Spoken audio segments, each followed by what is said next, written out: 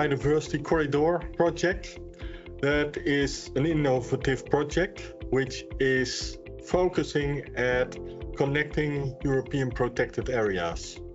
It is innovative because not so many projects were done in the past that were having this focus. In fact, the last good attempts were decades ago. At the same time, we had a meeting 2 weeks ago with 16 European member states, and the complaint there was that there are so little good examples of corridor projects or good examples of transboundary cooperation to develop European corridors. So this project is therefore very important to provide those examples and to guide countries in developing an ecological network across Europe. We have, of course, the Natura 2000 network, which is very important. It's the backbone of our conservation network in Europe. But most important is that those areas are connected, that all the dots are connected with the lines.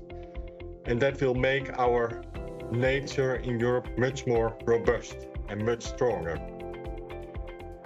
In this project, my role is to be the scientific advisor.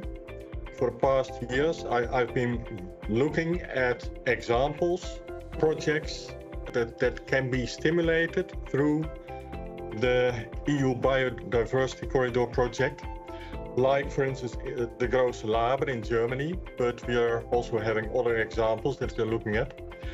I provide scientific advice, scientific input on how to develop those projects, how to focus exactly on the corridor role of the projects. On the other hand, I'm also, strategic advisor to see how we can connect to the European policy and initiatives of European member states. How can we support them? How can we connect to, for instance, the newly adopted nature restoration law, which is a major event in European conservation policy. So it's very important that in our project we connect to such pieces of legislation. With me, also colleagues of mine are involved. Sabine van Rooij is involved in stakeholder processes involving local stakeholders.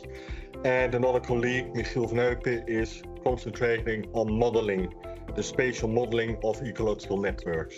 The cooperation and the role of stakeholders is very important because the protected areas can often be state land owned by the national parks or the State Forestry Service.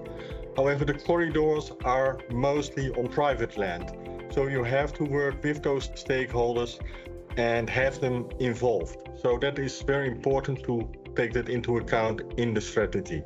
Well, the reintegration model, which is used by Alma Natura, I think is an excellent example of businesses that take care of their social role, their role in society. It's like some other leading companies like Patagonia, that was perhaps the first company in the past that started this. They put their whole company in the hands of an NGO to stimulate conservation, to stimulate the protected areas approach. And I think that is, quite unique in Europe.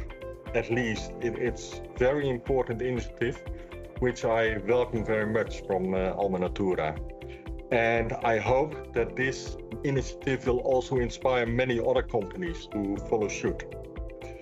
So, this project is very interesting and it's exciting to work with the European Biodiversity Corridor project.